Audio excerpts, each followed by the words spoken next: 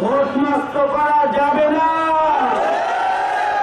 যারা দিবেন তারা বৃথা চেষ্টাই করবেন, ভোট কিন্তু দাঁড়িপাল্লাই যাবে। আমরা চাই সৎ দক্ষ দেশপ্রেমিক খোদাবীর নেতৃত্বের হাতেই আগামী দিনের বাংলাদেশ নিরাপদ।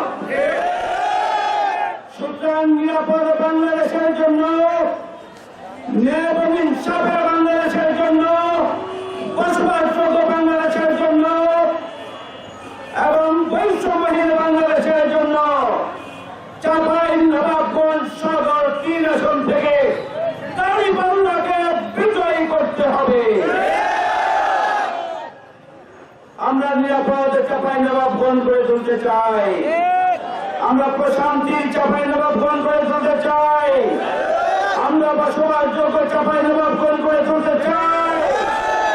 দুর্নীতি, সন্ত্রাস, চাঁদাবাজ মুক্ত, খুন এবং ধর্ষণ মুক্ত আমরা একটা বসবাসযোগ্য মানবিক চাঁপাইনবাবগঞ্জ গড়ে তুলতে চাই।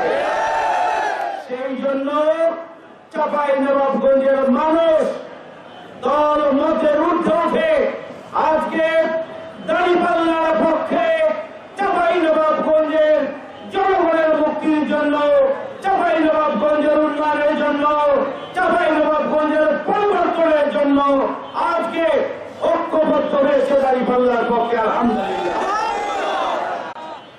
আসুন, আমাদের হাতে যে সময় আছে প্রতিটি মুহূর্তকে কাজে লাগাতে হবে। নতুন প্রচার যাতে করে রাতের বেলা ময়দান নষ্ট করতে না পারে, আমাদেরকে জেগে থাকতে হবে, পালাতে হবে। আর কেউ কেউ কোন কোন ইউনিয়নে হাস্যস্কর ব্যাপার হুমকি দেন 12 তারিখের পরে নাকি দেখে নেবেন।